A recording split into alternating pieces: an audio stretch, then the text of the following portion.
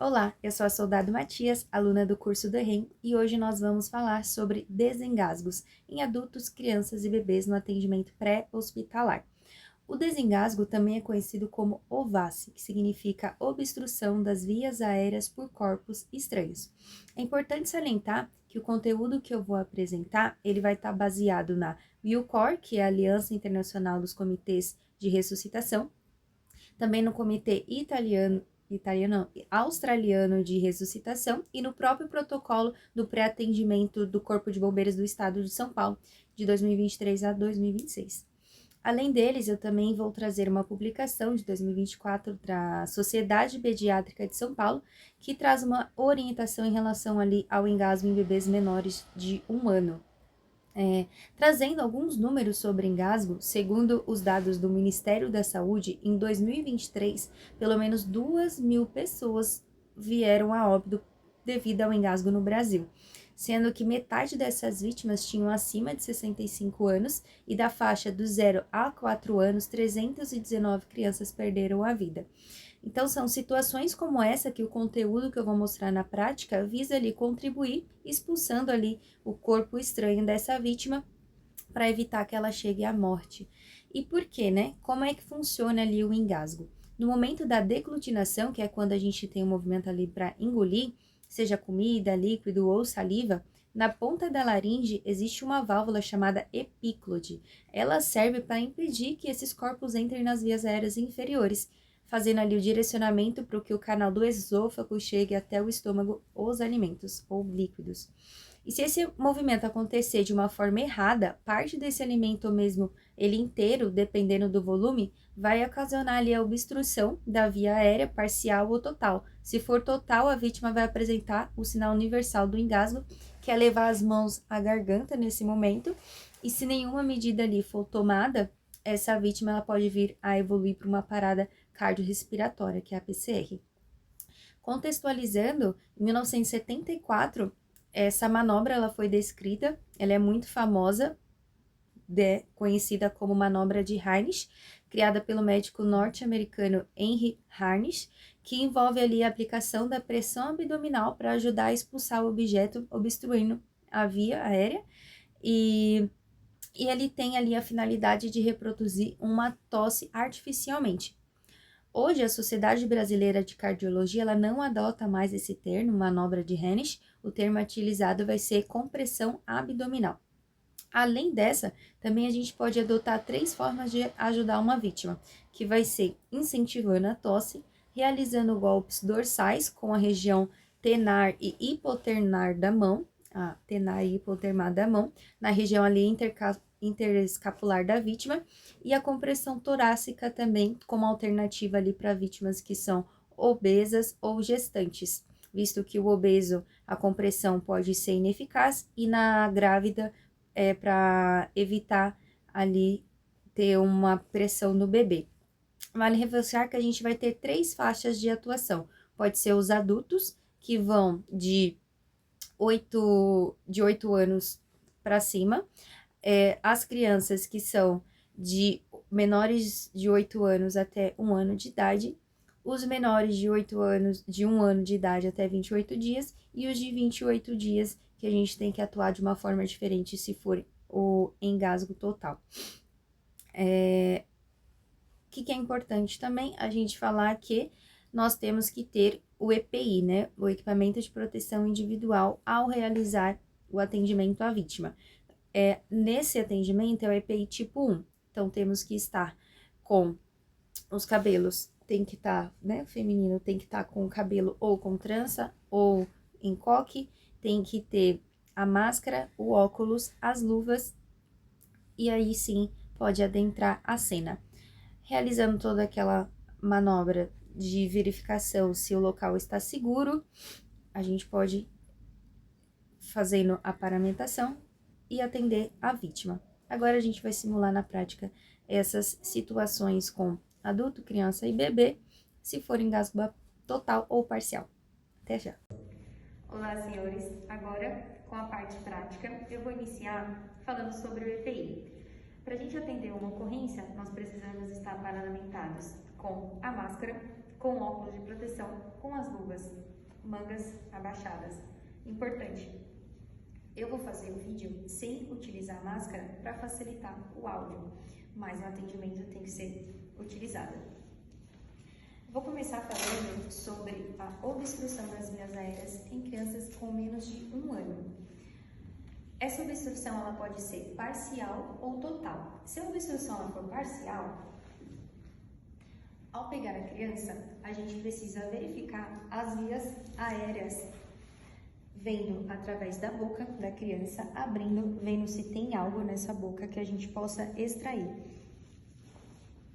Fazendo essa extração, pode ser manual ou mecânica, a gente também pode auxiliar colocando a criança à frente, vendo se tem alguma resposta e fazendo aqui de forma superficial uma massagem na região, na parte de trás dessa criança, se for por conta de líquido. Se for leite, essa criança, a gente vai fazer essas manobras de acordo com a Sociedade Pediátricas do Estado de São Paulo.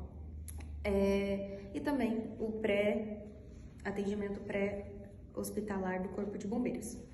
Agora, se a criança ela tiver em ováceo por conta de estar com um objeto, a gente já deve fazer outra manobra, que é pegar essa criança, verificar as vias aéreas dela, então colocar uma perna para dentro, uma da fora desse braço, verificar se já consegue fazer a extração desse objeto. Não conseguindo fazer a extração, fazendo a limpeza também com um pano limpo, a gente já libera as vias aéreas dessa criança, segurando aqui na região da cervical, deixando um pouquinho estendida o pescoço, coloca uma perna de um lado, a perna do outro, inclina para que apoie essa perna. A cabeça da criança tem que ficar mais abaixo do que o tórax e a gente vai fazer os golpes dorsais aqui entre as escápulas. Cada golpe a gente tem que observar. Então faz um, observa se resolveu. Não resolveu, faço outro. 2, 3, 4, 5. Fiz esses golpes, não resolveu, eu volto com essa criança, passo para esse braço e faço as compressões torácicas. Localizo aqui o mamilo dessa criança, um dedo abaixo do mamilo, faço as compressões. Uma. Também é importante que a cabeça da criança também tem que estar abaixo da linha do tórax. Então, mais inclinada, coloco os dedos, faço 1, 2, 3, 4, 5. Cada compressão eu tenho que verificar se essa criança retorna. Não retornando, faço novamente o movimento, passando para o outro braço e vou alternando com essas manobras. 1, 2, 3, 4, 5. Volto e verifico se essa criança está respondendo. Se ela não responder, ela continuar, evoluir para uma PCR, aí a gente já faz a manobra do PCR para crianças.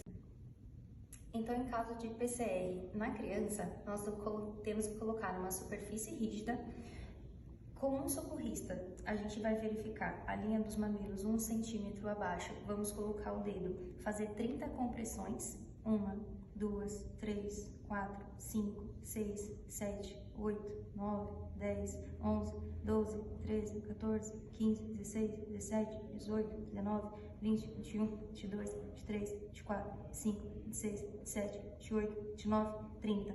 Por 2 ventilações. Antes de ventilar, eu vou verificar se esse objeto já está aparente na boca da criança para fazer a extração em pinça com os dedos. Se não for possível fazer em pinça, eu não vou ficar vasculhando e faço as 2 ventilações. No caso, no atendimento, a gente tem o dispositivo, bolsa, válvula, máscara, a gente vai utilizar o infantil junto com a oxigenação. Feito isso, as 30 compressões por 2 ventilações, depois de 2 minutos, eu vou fazer, são 5 ciclos, eu vou fazer a verificação do pulso central dessa criança. Ela apresentando o pulso, voltando a ter uma resposta, a gente vai parar e vai observar essa criança e oferecer oxigênio até o transporte para um hospital. Se ela não responder, mesmo fazendo a extração desse objeto, ela continua parada, continua a fazer as manobras de RCP e depois, se vir avançada, vai continuar com o auxílio do médico, que vai entrar com as manobras deles, da avançada. E caso a avançada não venha, vai fazer o transporte imediato, tem que fazer pelo menos 2 ciclos para depois transportar essa criança e continuar fazendo os movimentos no resgate. Nós vamos falar sobre a obstrução das vias aéreas em adultos de forma parcial. Essa pessoa ela vai demonstrar alguns sinais. O bombeiro, quando chegar, ou o socorrista, precisa perguntar para essa pessoa se ela está engasgada, se ela conseguir falar, se ela conseguir emitir algum ruído ou mesmo estar tossindo, que é o sinal característico, a gente considera que é provavelmente realmente um engasgo. Então, chega no local, a vítima ela vai estar tossindo. A gente pergunta, o senhor está precisando de ajuda? Ele vai falar, estou tossindo. Ele nem está conseguindo responder. Nesse momento, a gente incentiva a tosse. Por que a gente vai incentivar? Vai falar isso, continua assim, põe pra fora, isso mesmo. Enquanto ele conseguir fazer isso, a gente não entra com uma manobra mais invasiva, porque esse é um mecanismo natural do corpo para expelir esse objeto, esse corpo ou que está obstruindo as vias aéreas. Se não resolver essa manobra, a gente pode entrar com a manobra de golpes dorsais. Se posiciona. Quando a gente entra com essa manobra, essa vítima ela já vai estar com o sinal mundial do engasgo, que é colocando as mãos no pescoço. Então a gente vai segurar essa mão, colocar a perna entre as pernas dessa vítima, inclinar e dar os golpes dorsais aqui entre as escápulas, interescapular. O que é importante? Quando eu fizer esses golpes, a cada golpe eu verifico se resolveu. Eu dou 5 golpes, verifico. Se essa vítima está ainda consciente, a gente pode evoluir para outra manobra caso não resolva os golpes dorsais, que já é mais invasiva, que é a compressão abdominal. Na compressão abdominal, a gente também fala para a vítima que vai ajudá-la, posiciona-se atrás dessa vítima com a perna, uma entre as pernas da vítima, a outra lateralizada, para a gente ter uma base, porque se a gente ficar com essa posição, se essa vítima vir a desmaiar, a gente não vai conseguir segurá-la por conta do peso e do desequilíbrio. Então, dessa forma, fica mais seguro se precisar posicionar essa vítima no chão. Feito isso, eu vou localizar a cicatriz umbilical da vítima. Então, localizando a cicatriz umbilical, eu coloco a mão acima dessa cicatriz com o polegar voltado para o abdômen da vítima. A outra mão eu entrelaço com essa, apoio sobre, na verdade, faço o movimento para dentro e para cima, para dentro e para cima. Não vou simular com a força e a intensidade que é necessário, porque é uma vítima real e esse golpe, esse movimento acaba afetando e pode machucar. Mas a gente deve fazer isso, para dentro e para cima, para dentro e para cima. Um movimento de joga, porque é a pressão que vai fazer com que crie uma simulação de uma tosse, certo? A outra forma também seria a compressão torácica, que aí geralmente é utilizado na vítima que é obesa ou uma gestante, que é colocar aqui entre as axilas e fazer nessa região. Faz nessa região aqui, que seria acima da barriga de mulher gestante, com o polegar voltado para o peito da vítima, também faz um movimento para dentro e para cima, para dentro e para cima. E faz 5 vezes esse movimento, e cada movimento que fizer tem que observar se a vítima não conseguiu desengasgar, porque basta resolver expelir esse material, já está resolvido em relação a fazer essas manobras. Se essa vítima ela conseguiu extrair esse material, aí vocês precisam fazer o seguinte procedimento: ministrar oxigênio para a vítima colocar ela na viatura e cobrir, né, prevenir hipotermia e transportar para o hospital para uma avaliação. Se ela não conseguir expelir, aí a gente entra no protocolo da parada cardiorrespiratória, que vai ser o seguinte. Então, em vítimas de obstrução das vias aéreas que evoluiu para um PCR, tem que colocá-la numa superfície rígida. Na superfície rígida, a gente faz a exposição dessa vítima para localizar aqui os mamilos e posicionar as mãos na região entre eles, região ternar e hipotermar, para onde vai fazer a força, entrelaça os dedos e faz o movimento da compressão alinhando o pulso, cotovelo e ombro, deixando a 90 graus e o peso do corpo que vai conseguir fazer a profundidade. Quantas vezes eu vou fazer isso? Vou fazer 30 por 2, 5 ciclos. Então, eu vou fazer 1, 2, 3, 4, 5, 6, 7, 8, 9, 10, 11, 12, 13, 14, 15, 16, 17, 18, 19, 20, 21, 22, 23, 24, 5, 6, 27, 28, 29, 30. Se tiver um outro socorrista, ele vai fazer as ventilações, se ele já estiver pronto para ventilar. Em todas as manobras, antes de fazer a ventilação, a gente precisa verificar se o objeto já foi expelido pelas vias aéreas e fazer essa extração desse objeto com o movimento de pinça com os dedos. Não vai ficar vasculhando para ver se encontra, só mesmo se o objeto for possível ser retirado dessa forma. A cada 5 ciclos, que são aproximadamente 2 minutos, a gente vai verificar o pulso central dessa vítima, se voltou ou não. Feito isso, vai fazendo os ciclos até que a avançada chegue até o local. Se essa avançada ela não for, vai ser transporte imediato, tem que fazer pelo menos 2 ciclos para assim seguir com a vítima para o hospital, realizando as manobras na viatura. É importante também que sempre que fizer a manobra tem que fazer com a profundidade de 5 a 6 centímetros em vítimas adulto, e tem que deixar o retorno total do tórax.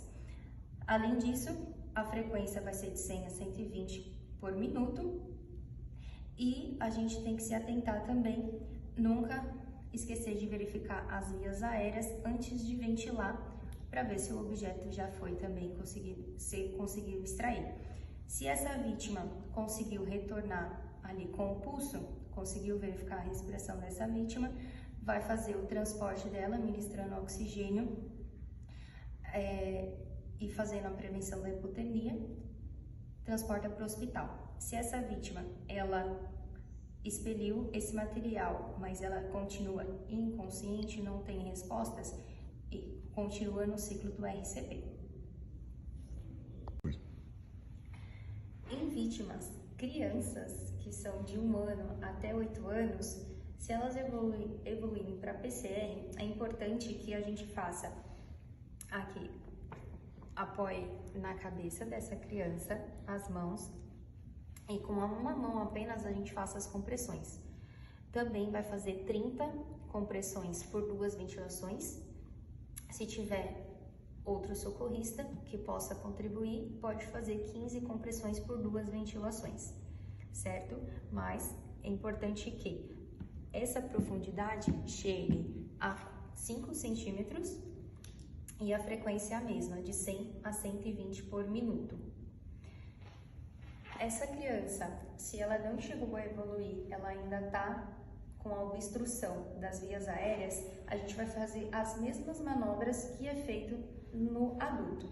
Só que isso vai ser agachado, então a compressão abdominal, a criança mais ou menos nessa altura, vai também localizar a cicatriz umbilical dela, posicionar as mãos e fazer a compressão para dentro e para cima, para dentro e para cima. Se essa criança ela tiver com a tosse ainda, então também faz o incentivo da tosse e pode realizar os golpes dorsais, inclinando também a criança e na região interescapular aplicar 5 golpes e ir fazendo revezamento entre essas manobras. Importante, se o socorrista chegou no local e não presenciou que essa vítima é vítima de ovácea, apenas uma suspeita, tem que tratar essa vítima como fazendo análise primária e apenas suspeitar. Perguntar para os familiares se tem um histórico, se alguém viu, se a pessoa que está no entorno viu alguma coisa. Vai fazer a análise primária, fazer a inserção da cânula orofaríngea. Feito isso, iniciou a ventilação. A primeira ventilação não foi adequada. Reposicionou aqui a mandíbula da vítima. A cânula orofaríngea está colocada de forma correta, o equipamento está correto e ainda assim a segunda ventilação não houve expansão torácica, assim considera-se que é a suspeita de ovácea, então tira a cânula orofaríngea e começa a fazer as compressões da forma que foi explicada anteriormente, sempre verificando as vias aéreas antes de fazer a ventilação.